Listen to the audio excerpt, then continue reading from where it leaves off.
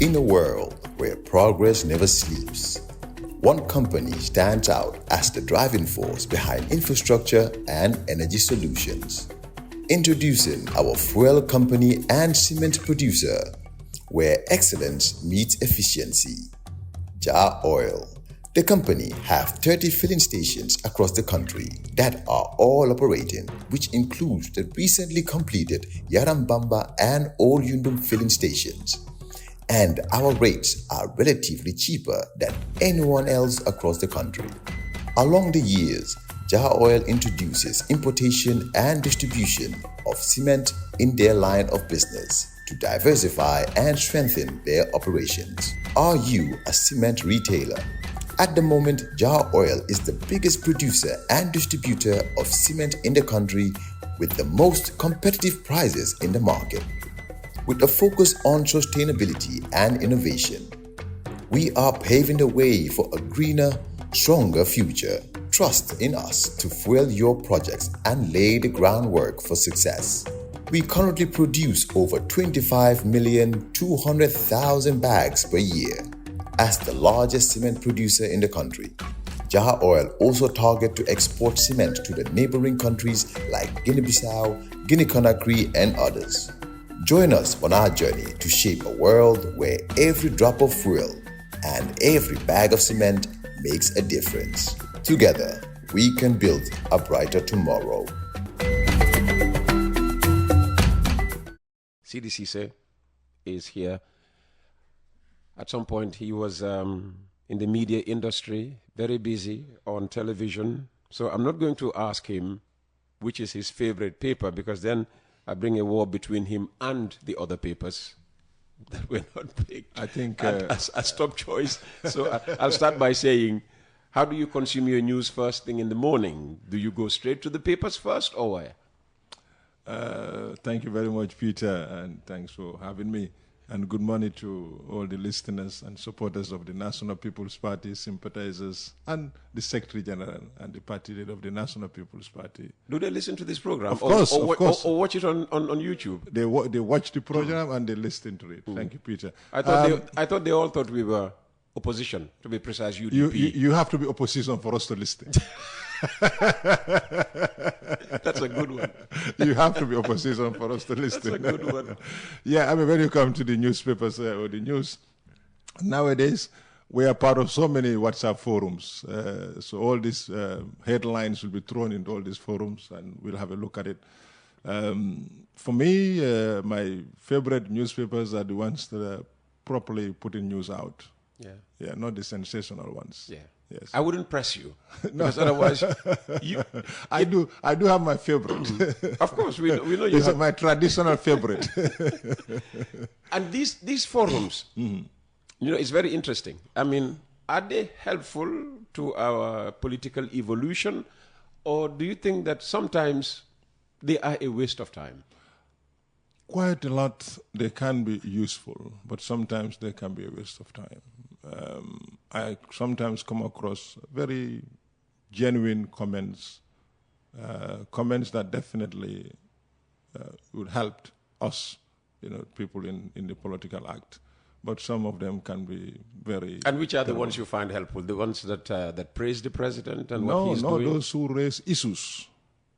For example, when you have this Q money groundnut thing, few audios that I've listened to made me to think and then have certain consultations. Okay, so it doesn't always have to be political in nature. No, because there are certain people who use these forums or make audios. They are not inclined to be any of the parties, per se. They are concerned, for example, if you live in Bakote and you have issues with water, you have Nawik pipe is leaking for weeks and weeks, for example, you make an audio, and some of those audios, when people brought to our attention, we will share with the relevant authorities. I think those ones are quite good, but audios that just howl and shout the names of people. That's very interesting, you know, and when you share with those authorities, do you follow up to ensure that action is taken? And when they directly affect the president, do you share with the president?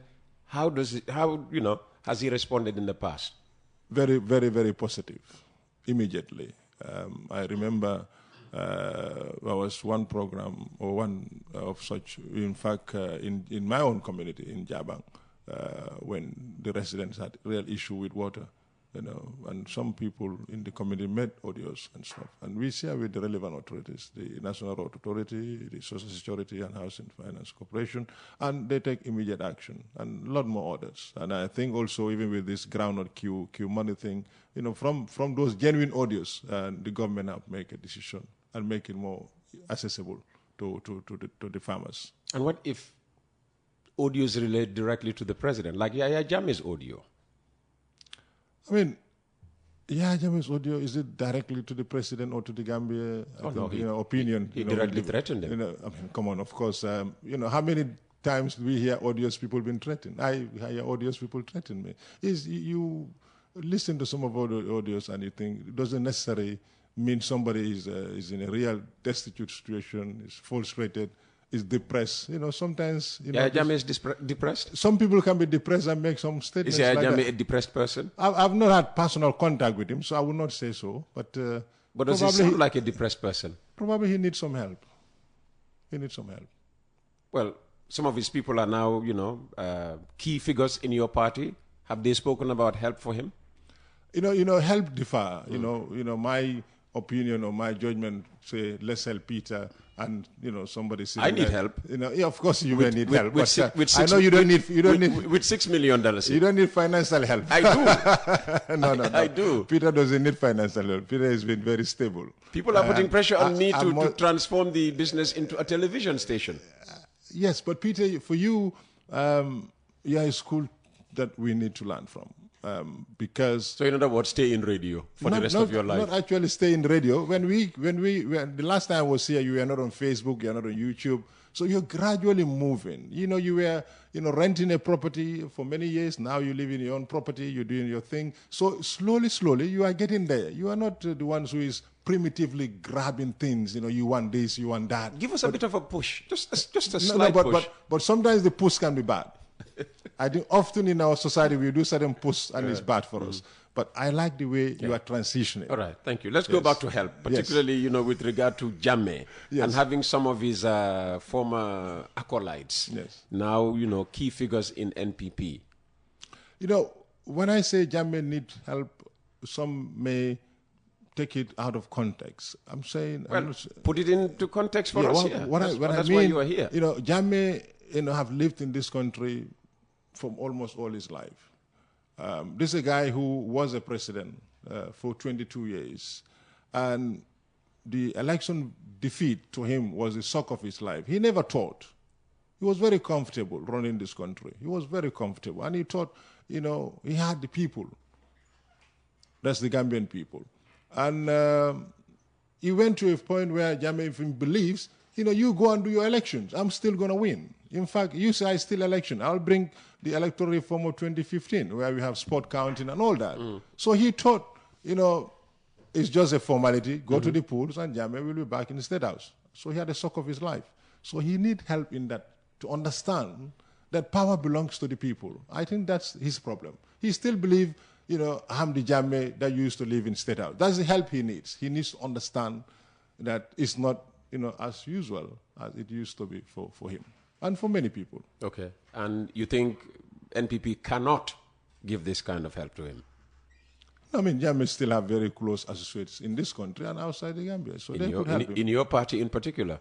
I mean, if you say in my party, in other parties as well. Yeah. Let's talk about the relationship between, NPP and APRC. Somebody like Alaji Barrow now talks about the NPP/APRC government. I think one needs to understand that when you come to MPP, we are a parent party. We're a party with other parties. That's why we got the bigger margin. Only in government. As entities, you are different entities. You are different entities. Yes. But we have a lot of other parties like APRC. Our alliance with APRC is not different with our alliance with NCP. It's not different with our alliance with CA or GMC. So when people... But those alliances only matter in the business of government. If we were to go into elections now, what you can do is to say, well, we won't have APRC and NPP competing one another in a given constituency.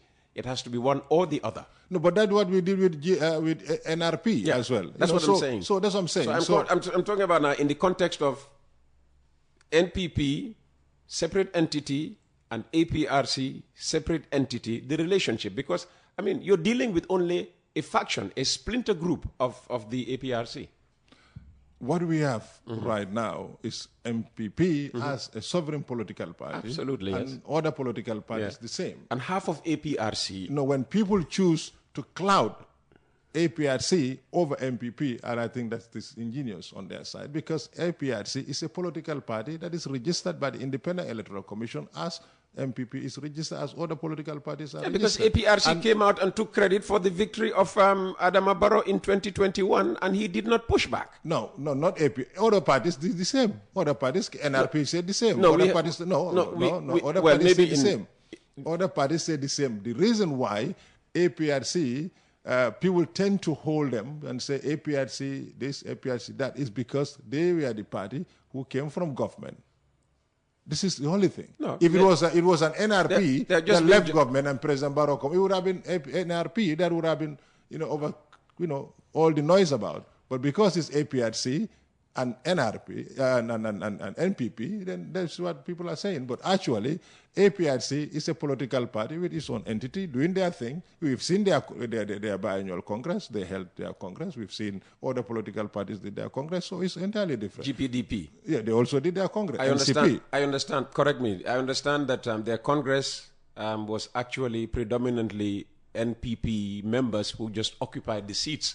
Otherwise, we might have ended up with about, 5 or 6 people at most. I wouldn't say so, but what I believe is that we are parties in alliance. When parties have their congress, they will invite other party supporters to come and grace the vote. Not to go and fill the room and pretend as, this is... Since we cannot say those sitting there have got holders of the membership card of the National People's Party, will say they are GPDP. Yes, members. How important to Barrow is GPDP, Henry Gomez party, Pooch Patch party? Yeah, Mbahal. Mbahali or no, Dahin Sipa. My favorite myself. I like Dahin Sipa. Peter, thank you so much for asking this question. GDPDP and other political parties that are in alliance with the National People's Party were equally important to President Barrow and to us, because these are political parties who came and joined us and to support the agenda of President Barrow. So we are not saying this party has 2 people or this party has 3 people. No, all parties are equal as far as President Barrow is concerned, as the National People's Party is concerned. And how are you gearing up for 2026? Everybody is talking about 2026 already. I mean, I think for many, 2024 NPP has doubled up. If you looked in our political calendar, NPP has more activities than any political party in this country. So we are already ready. And that involves the Meet the People tours. That's part of the activities. And what else? The Meet the People tour is a government-sanctioned thing. That's President Barrow. President Barrow does that. That says any president in office will do that. We had in 2017, when the Grand Alliance was there, the coalition, they had a Meet the People tour. The very people today who are talking about the Meet the People tour is a political thing, they were there. In fact, it is good to put this on record. The parliamentary election of 2017, President Barrow and the UDP then were the ones who tore at a time when the other parties were in fact contesting that tour. But they did not, because it was their interest at the time. You see, it is important for us to take stock. And if we take stock, we understand the mindset of those who sit today and to throw the stones. When you were just appointed administrative secretary of the NPP after losing the election in Brikama, yes, the Brikama Area Council chairmanship elections, you said you had an agenda, and I remember that conversation. I said, "What was your agenda? Was it to poach, key figures from the other parties and bring them to the NPP?" You said you wouldn't say what it was, but apparently gradually that's been seemingly the strategy. My agenda, I can tell you profoundly today, is to lead others follow. What does that mean? I have no idea. NPP, Yes. as a political party, will not be in the offensive, will not be in the defensive any longer, as it was. All the time we are defending, we are coming out to defend. But now we are going to take the front, and the others has to follow us. And basically, that's what is happening. And that means taking the... That means Gambians who are interested and want to see this country move forward will come and join the National People's Party. And that's basically what is happening. Through whose prompting? Anybody. The NPPs. Anybody in the National People's Party. And I must commend my very good cousin, Alhaji Mamadou Bintu Diba of Badibu Salikenye, my uncles, who... Is that the latest cross-carpeter? Yes, who recently, made a political tsunami in Badibu Salikenye. How big was that Massive. defection? Massive. So what does he bring to NPP? Everything. What do you mean everything? He brings Salikenye to MPP, a traditional opposition stronghold. And you'll see that in the next few weeks to come. So how does that hit the party, he walked away from, UDP in this case? They're in tears. And this is not just me sitting here in tears. We have seen, I was aware of people visiting his house in tears. Because that was the biggest shock. They never thought. People how high up the hierarchy, or Of is course, it just high hope. riffraffs like Peter Gomez? No, not the riffraffs. Those who matters in that particular party, in that community, felt this was the biggest tsunami, political tsunami of Salika. And I will see that. You follow the program religiously, and I'm sure you would have been one of those people who celebrated the data analyst, data scientists who sat there and said the UDP has struggled to go past the 35, 36, percent of the vote mark over the years. And in fact, they've shown, a steady decline over the years. I mean, do you trust opinion polls? I do. It helps us to... What about the one that said 77% of Gambians are disaffected with Barrow's handling of this country, running of this country? It is important when such informations come out, we scrutinize them. Yes, certain opinions might be factual, but certain opinion might be factual based on those they spoke to. If you want to get a broad opinion about, the government is how it's run, if you talk to... You're simply saying opinion polls are subjective then? They can be subjective sometimes. It can be subjective sometimes. Because today, previously, if I have to come to Peter Gomez, I have to leave an hour to get in here. Today, I left in 15 minutes and I was here in 10 minutes to sit down and have a... Though it's coffee time, I did not have a coffee. Where do you live? You have part of my coffee. Where do you live? You got here in 10 minutes? Yes. I live in Jammeh by the traffic light. It's straight. Come on.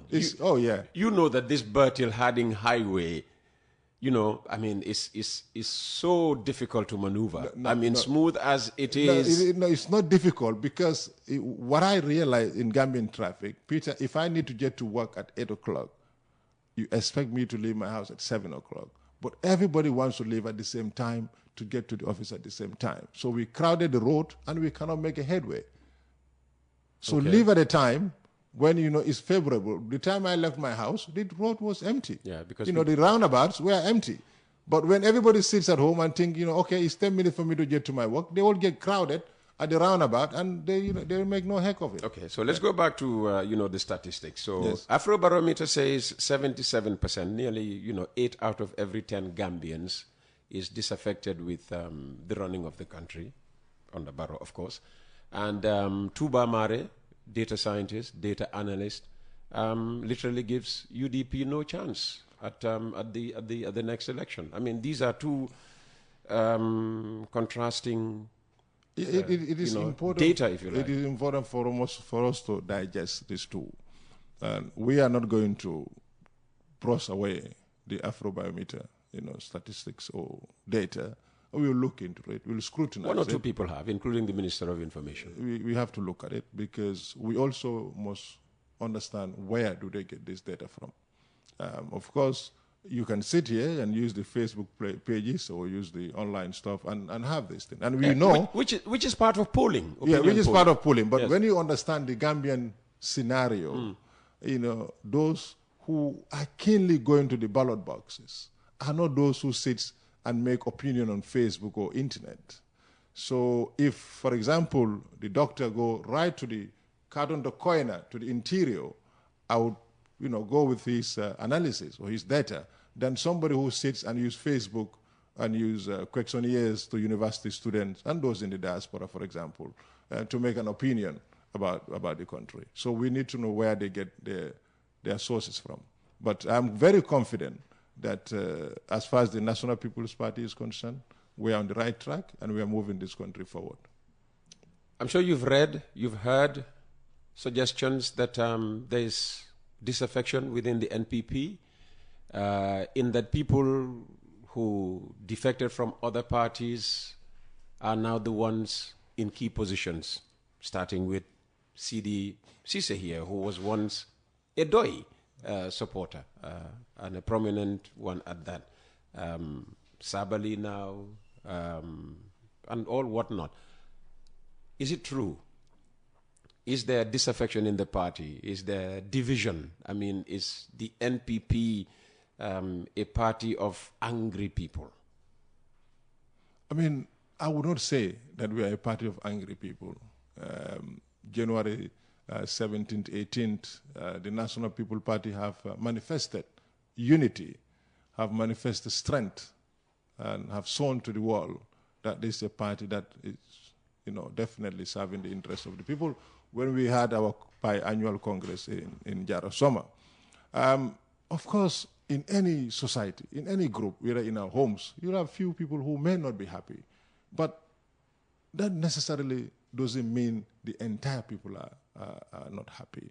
Those isolated incidents of you and me and Peter, for example, or me and somebody in the National People may have a disagreement, doesn't generally mean people are not united or we have camps in the party. That is not the case, because I think, for example, the National People Party today, our task is to see that this party become an institutional party, stays here beyond me, beyond President Barrow, and all those today who are in the National People's Party. And that's something that we believe in, and that's our mantra.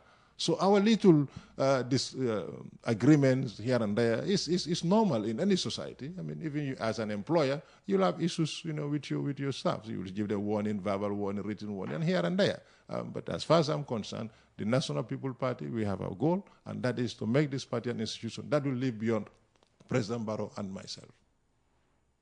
Interesting point. He was recently severely criticized for suggesting that the only reason he's seeking a third mandate is to prevent the death, if you like, of his party, that the party is young and needs him, all right, to take it further until he can trust somebody with the leadership. I mean, he didn't put it in so many words. I'm just trying to paraphrase I think people need to... And the way it's been interpreted. I think people need to understand this. President Barrow, this term, is the first time of the National People's Party serving as a president. Our National Assembly members, this is their first term. What we had 2017 to 2021 was a leader of a coalition party. But they said he was only to stay in office for 3 years. I mean, he should have disappeared after 3 years. We had constitutional experts here who came and debunked that he cannot stay for 3 years. Including the leader of the UDP. Yes. So for me, since I'm not a legal-minded person, I'm not going to go into that area, but I would make reference to Hussein Udabo and his team, who are experts in constitutional law, to say Barrow cannot step aside. So I thought Halifa Sallah was the expert in the constitution. Hussein has a training in constitution. He's of course, and he's a lawyer. He's a lawyer per se. so we will. Of course, Halifa will make arguments. So you blame people like him for Barrow going beyond the 3 I don't years? actually blame him. I think he make an opinion, and I think Barrow sided, and many Gambians believe Hussein's opinion definitely. So Barrow just seized on the opportunity? Not the opportunity, but, come on, Hussein will make a statement, and that statement went down well. With the Gambian people say, we want, this gentleman to complete these 5 years that have been mandated by the people. No, the Gambian people didn't come out to say he must stay in office to complete the 5 years. When we had the 3-year Jodna and all that, it was a handful of people that came out. The average Gambian start in their home and eat their beneke and their super kanja. You and I were not in the street. It didn't bother you or I. Handful of people? You call that crowd handful of people? Of course it's a handful of people. How much to the population of the Gambia, Peter? He said it was not a 10,000 march. Well, it was in the thousands, and you can't come on. You don't call that 1,000. Seriously? No. Just the Y Johnson, a crowd of full standing there. Come on. When you have you talk about thousands, of course, President Barrow and his team would have listened to them. But it's just, a few number of people. I won't call them disgruntled, but people who felt... Seriously? They have been betrayed. People who felt they have been betrayed. They were not in the thousands, not even 1,000? No. It was not. Wow. It was not. We can go into the footages. It's not. So the average Gambians were actually not bothered. And we have seen... So you were explaining, so the first 5 years... Yes, it was not... Are discounted. They're not part of National People's Party. And I think people really need to be honest to themselves. The contention is not NPP. The contention is Barrow. Barrow has, will have done 10 years by 2026. You see, President Barrow is a fan of term limit. He said it. He's done 10. Let him. No, Peter. Let him lead by example. No. Let's make this right. President Barrow is a fan of term limit. President Barrow, in the history of this country, Peter, you and I knows, we had Sadauda here for 30 years. We had Jammeh here for 22 years. It was only President Barrow who came out supporting a draft constitution in this country with a 2-term limit, giving us a constitution, a draft constitution. Okay, draft, exactly. A draft constitution with 2-term limit. That's important. And a 50 plus 1. This gentleman is a fan of a term limit, and that's is on record. Now, I still want you to justify why he must seek a 3rd term. Are you with me? I am, yes, awesome. I am, yes. I'm trying to see whether there are messages for you. No, they won't send messages. I know my good friends, the Pasambas and others, they won't send messages. Hello to my good friend. Pasamba doesn't send messages. He makes statements. Exactly. Right.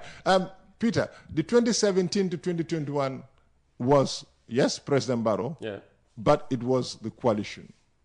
Okay, President Barrow on behalf of the coalition.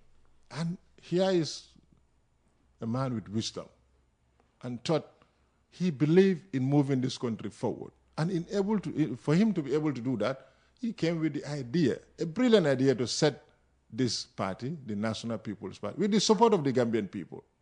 Being the founder of that party, I think it is fair enough to allow him to continue for another term to deliver that development agenda and making the National People's Party a formidable party in the history of this country. And that's all he is interested. He is not interested to stay here forever. He has said it time and time. He believed life after presidency.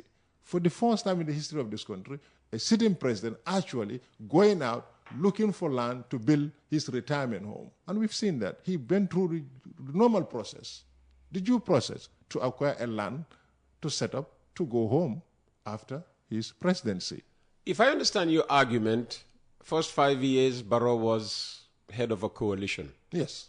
Is Barrow not still the head of a coalition? But he was there to work. Is Barrow still not head of a coalition? We just spoke about APRC being part of it. We just spoke about GPDP, NRP, all these different. other parts. It is different. It is different. The coalition that we had in 2016, 2017 was they went through a primary and came to an agreement. Through a primary, President Barrow won, and his word was to lead that transition for that period of time. Now we have a National People's Party, and these other parties came to join willfully. Nobody asked them to come. They decided, they believe that President Barrow and the National People's Party they are the party that are taking this country forward, and they came to join the party, the National People's Party. You cannot compare that to 2016, 2017. The format, the arrangement, the transition arrangement, the coalition arrangement are completely different. All right. But again, those who are advocating that President Barrow needs to step aside after 2 terms, I hope they also understand that we have parties in this country since their founding to date. The same people are showing their faces. Starting with Doi? I mean, we had Khalifa. If you bring Doi, I think Khalifa said he's not going to be seeking any elected office. He made that he made his position clear after the last election. So they will likely put up a new candidate. Is that what you're suggesting? And we have seen in the parliamentary election of Serekunda, he did not contest. So probably it would not be fair on me to say he's... What about UDP? So you are referring to UDP then? I'm not referring to UDP alone. I'm saying political parties that are here. I mean, with UDP too, we don't know whether Ousainou Darboe is going to contest. But I believe, with no Are you with wishing no that doubt. Are you wishing that he No, contests? I'm not actually wishing for him to contest. I think he's going to contest. And I believe he's going to contest. You can take this to the bank. Ousainou Darboe will be on the ballot for 2026. He'll be on the ballot. It's very clear. And he's one of the reasons Barrow is also running. No. Barrow has an agenda. Yeah, but he talks about beating his father, meeting his father he said at is, the 2026 ballot what and he said beating is him and retiring him. What he said, if Ousainou choose to run 2026, will defeat him. And this time will be heavily defeated, bigger defeated in the history of this country. And that will be his retirement finally. I mean, he may choose to come back again. Well, no problem. I'm trying to... I mean, I cannot, he's not my employee for me to send him in retirement. No, it's what your Yeah, that's what Barrow would say. You'll send him to retirement. Exactly. And I think, with all fairness... Is he saying the wrong thing? By No. Barrow is okay to say that he will... Yeah, of course, because they have the father-son relationship. Barrow and Hussein have the father-son relationship. Hussein is my grandpa. I mean, I don't see anyone on the ballot for UDP apart from Hussein Darboe. And you can take this to the bank. Let's have your final comments. Maybe in terms of, as we get closer to 2026, do you feel the rhetoric, will be ratcheted up, or do you think it will mellow a bit? Because sometimes, we can be very, very mean in our language. I believe, and this is what President Barrow believed too, politics should not divide us. Have we not been divided by politics already? No, I don't think so. For me, and I've seen it anywhere we go, with other political parties, we are brothers. A couple of weeks ago, I met my grandmother, met me at GTS at Yamseka, had to dip her hand in my pocket to take the defense. And that's the deputy party leader of the United Democratic Party. You're exposing her. No, I'm not. I wouldn't have loved to have dealt with you in private, and then you come on radio and YouTube and expose me. No. It's not an expose. I'm just telling you the relationship that we have. Okay.